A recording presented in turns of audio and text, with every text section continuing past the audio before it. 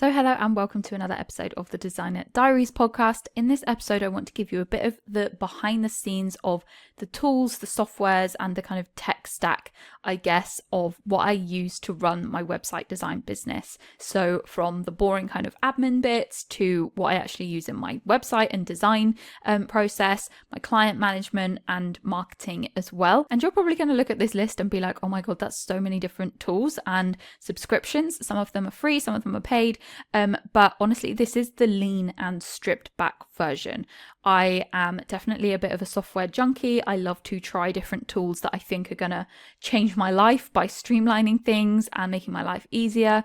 A lot of them I just end up not using. So I have over the years realized what is actually worth my subscription and my money and my time in investing in setting up, and what has actually not been worth it. And this is my stripped back lean business version of that list of tools. Some of these are just absolute necessities that any business owner needs, as you'll see as we go through, and some of them are just things that as a more established designer now, I just have because they do streamline my process and make my life easier. But I really only try and use tools now or keep subscriptions going now that I know that I use either on a daily or a weekly basis. So be sure to save and bookmark this episode because you're probably going to want to come back and check out some of these tools later on if you haven't heard of them. But I'm just going to get started with the most basic, boring, bog standard general business admin tools that I use to just keep my business running that all of us need. First off, being a business bank account and accounting or bookkeeping software. I personally use Starling Bank as my business bank account, and I've had nothing but good experiences with them. That's where all of my business bank accounts are held. And then I also use Xero at the moment as my accounting and bookkeeping software. Now, I did used to use QuickBooks when I was first getting started, and I do think that that is a really good option for, especially if you're a sole trader or you're not a limited company yet, or you're not incorporated yet. QuickBooks is really easy to use. The reason why I've moved to Xero is one, because I changed accountants, but also because Xero does have some more advanced tools and is better generally at handling different currencies, which I need for the online course side of my business, but that's possibly not necessary for most website designers. So QuickBooks is a great place to start if you are new to all of that kind of software. In terms of keeping all of my files safe and secure, obviously a cloud storage tool is a must. I do have actual physical external hard drive storages as well, but in terms of cloud storage, I use Dropbox. I just find it the easiest to use. I've been using it for years. It syncs with my Apple Mac, so I can just use it in the file finder window really easily. And I think it's just a good, safe way of looking after your files because, of course, we don't want anything to happen to all of our design work and stuff like that. However, I do also have a Google Workspace subscription, which technically I could use as my cloud storage. I've just been using Dropbox for years and it would be a bit of a pain to change things over to Google. I do also really like the way that Dropbox works. What I use Google Workspace for is, first of all, my professional email address and all of my inbox is on Google, but also I do use it for collaborative files. So any files that I need to share with clients or my students, or any documents or spreadsheets and stuff that I need to share with people or work collaboratively with people on, I do all of that on Google rather than creating a document or a file on Dropbox and sharing it that way. It's just much easier. So I definitely see Google as more of my collaborative hub, and also my emails, whereas Dropbox is more of just my backups and my cloud storage. I told you this section was going to be boring because now we're talking about password management, which is the most yawn-worthy topic ever, I swear, but it is necessary because we obviously want all of our accounts to be kept safe. I personally use LastPass as my password management rather than iCloud or Google Password Manager, just because I'm able to use it on any device or any browser. I just like the flexibility of that and I like how it works. Another very boring thing is I do have a VPN, which I think is an essential for anyone who sometimes remote works. If you're traveling, if you're going to coffee shops to go and work and you're using a lot of public Wi-Fi's, it's so important to connect to a VPN to protect your internet browsing from hacking or anything like that. So I personally use NordVPN for this. Obviously useful for the whole TikTok drama that's going on in the US. A VPN could be a helpful option for that, but a really good idea in general anyway. I have included ChatGPT on this list as well because I do use AI a lot in my business. I'll be doing another video specifically on that and all the ways that I use it in my business, but I've talked about it lots before in various different places. I love ChatGPT, but I do experiment with lots of other AI tools as and when whichever one has got updates that work well for me. So I do like to play around with AI a lot, but ChatGPT is generally my go-to to be my assistant, to just help brainstorm. Lots of marketing stuff I use it for, so I will do another video about that. Also on the kind of productivity topic here, because obviously AI helps us be quicker and more streamlined with what we're doing. Zapier is a massive part of my business, which I couldn't live without. It is essentially an automation tool that allows you to connect different softwares and tools and accounts and platforms that you use across the web to each other to automate things. So for example, if you have a contact form on your website and you want to send any inquiries that go into your contact form to your project management system, you can create a Zap on Zapier, which automates that process for you so you don't have to do it manually. I use it for lots of different things that save me time and it's just brilliant. Okay, so now onto my actual tools that I use for my website design. I've been a Squarespace designer for over 10 years, so obviously one of my top used tools that I definitely use every single day is Squarespace. This is what I use to host and design my own website and host and design all of my clients' websites as well. And if you do want to give Squarespace a try, you can get 20% off your first year with my link, which I will leave in the description. I did used to design in WordPress as well, but I am purely now a Squarespace only gal. My clients love how easy and intuitive it is, and I've just grown to know it like the back of my hand, so obviously that's why I use it. I wanted to also mention a tool called SquareKicker that I use, which is actually a Squarespace plugin, but it's probably my most used one that I pay for on a subscription, so I wanted to mention it here. I do have other blog posts and information about all of the different Squarespace plugins that I would recommend, which I will leave in the description. This is probably one of my most used ones because it essentially opens up loads of different design options, including animations that don't require any code. So things that I would have used code to design on a Squarespace website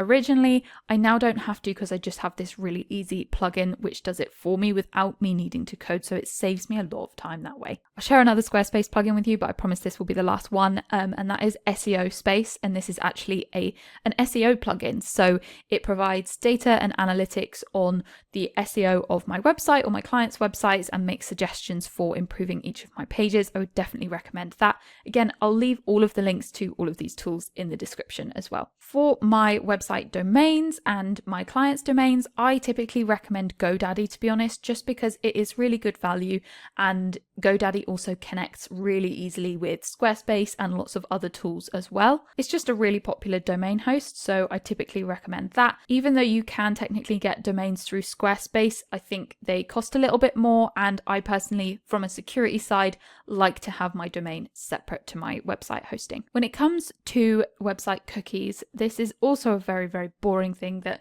no one wants to have to deal with, but GDPR is a thing, and we have to, with our websites, be cautious about what cookies we're using and allowing people to opt out of those cookies if they want to. Squarespace does have a tool for this, but I personally like using Cookie Yes, which is a fully GDPR compliant cookie management tool, which also can generate you cookie and privacy policies as well for your websites. Another website-based tool that I really like is Accessible, which is actually an accessibility widget that can go on any website. It adds this little icon in the bottom left corner, which adds extra accessibility features for people browsing your website. It can help the user of your website make sizing, font, color, and content adjustments to your website without it affecting anyone else. It offers keyboard navigation, even an ADHD friendly mode as well. So I think it's a great tool if you want to prioritize accessibility in your website in 2025. Then when it comes to things like graphic design and being creative like that, I use Canva, which I absolutely love. Honestly, one of those tools that I just don't know where I'd be without it, to be honest. It makes designing things so quick, and I do have the pro version as well. Things like social media graphics, PDFs, website graphics as well. It's just super quick to edit on, so I really love using that. I do also have the Adobe Creative Cloud Suite subscription, which gives you access to Lightroom, Photoshop, Adobe Illustrator, which I used to use a lot when I was doing logo and brand design as well, Premiere Pro, which I do use for all of my video editing, but I'll come back to that later on. But having the Adobe Creative Cloud suite, even though some of the tools I don't use that much anymore, like Illustrator, I do use Photoshop and Premiere Pro all of the time, and it also gives you access to Adobe Acrobat Pro, which means that with their PDF tool you can actually create digital signatures and contracts using this tool, and that just means I don't have to pay for another subscription to like DocuSign or Dropbox Sign or whatever it is. So when I'm sending contracts to clients, I can just use Adobe Acrobat. I don't have to pay for another subscription for that. Speaking of the client process and workflow, in terms of my project management and client management tool, it's no secret that I absolutely love Trello for this. I have tried probably every single project management tool on the market. I've tried Notion, I've tried Asana, I've tried Monday.com, all of it. I've also tried tools like Dubsado and Moxie for automating my client workflow process, and I've just honestly scrapped all of it. I like to keep things simple, even though it doesn't seem it from this really long list of tools that I use. But over 10 years, I've just realized that I don't need all of those fancy extra tools that just take more time to set up and fiddle with than they actually save you in time. And what always ends up happening is I just always end up coming back to Trello, which is just the simplest and also the easiest to train my clients on as well, because I use Trello to host client portals, which I give my clients access to, and they find it super easy and intuitive too, and not overwhelming like some of those other softwares can feel to people who are completely new to this. But yeah, I literally use Trello to manage my client projects, keep track of leads, organize my monthly tasks, create all my content calendars, absolutely everything. And I do have a full system of templates which I share inside my course, the Organized Designers Hub. I'll leave a link in the description, but essentially in that course you get all of my templates for how I run my entire business using Trello, and all the tutorials you need to customize it and also automate things on there as well. An absolute must for streamlining your client process is having a calendar booking app or tool of some kind, which automatically gives clients all of your free dates and times that you're available to chat with them and have book discovery calls and things like that. And then they can just select from your calendar and it syncs with your digital calendar, whether that's Google or iCloud or whatever. Now, I used to use Calendly for this, but I have since found a tool which is so much cheaper. It's only $29 as a one-off payment rather than a subscription like Calendly is. And it has basically all of the same features which I need as a website designer anyway. I've talked about it before, and that is TidyCal. I will leave a link below in the description, but it's amazing because you just pay for it once and then you don't have to pay a subscription for it. So go and check that out if you don't have one of these tools already, or if you're paying for a monthly subscription for Calendly or Acuity or something like that. Now, you might not think this is a necessary step, because usually Squarespace or whatever website building platform you're on will have its own contact form tool on there. So I could just use the contact form tool that comes with Squarespace, but I actually personally use a separate tool now, which is called Jotform. And I actually just use the free version, but the reason why I use it is because one, it connects with Zapier a lot easier than Squarespace's contact form, which means I can automate the contact form inquiries to go to different places, which is useful. But it also has this really useful save draft feature for people who are filling in the forms. So I use it for my contact inquiry form for the Zapier and connecting to Trello reason, but also I use it for my client questionnaires as well, because what it allows them to do is save what they're working on and come back to it later, because often my clients find that it's quite overwhelming to fill out one of those questionnaires all at once with all of the details that they're of their business, and they need to just actually come back to it. And some other form tools just don't save your progress, which can be really frustrating if you just want to pause and come back to it. So that's why I love Jotform.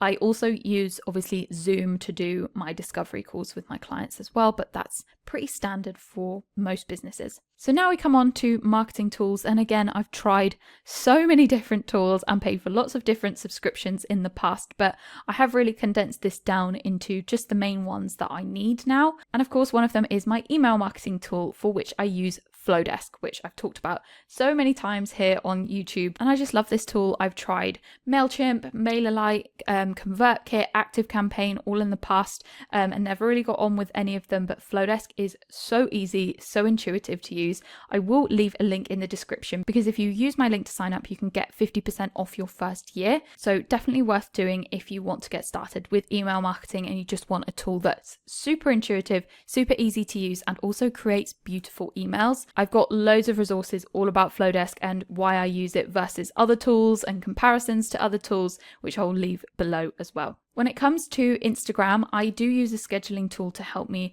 manage this and plan my content ahead of time.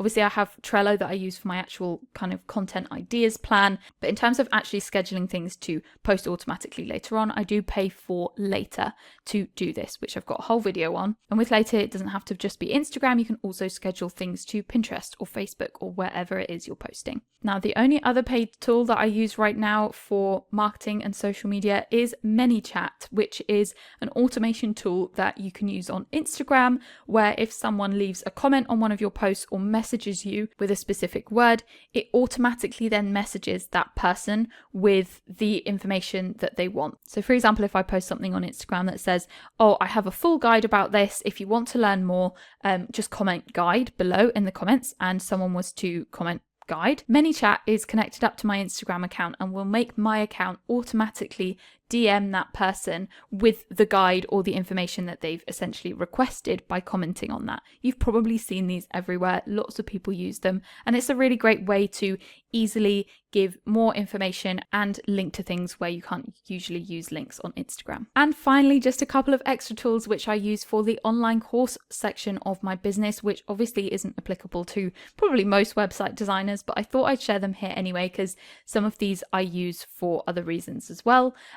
First of all is for all of my tutorial recordings, where I want to record my screen in my courses, I use a tool called ScreenPal. Now, a lot of people use Loom, and I do think Loom is a great tool, but if you want to save some money, ScreenPal is a lot cheaper and has basically all of the same functions. Again, I'll leave a link in the description below if you want to check that out. I use that for literally all of my tutorials in my courses and here on YouTube as well. And for my client tutorials as well, when I need to show them things, then I use ScreenPal to record my screen for that. As I said, I use Adobe Premiere Pro to edit my videos, but that is because I had previous experience doing video editing before I started using it for my business. If I didn't have any previous experience with video editing, I wouldn't use Premiere Pro. It's quite complicated and advanced.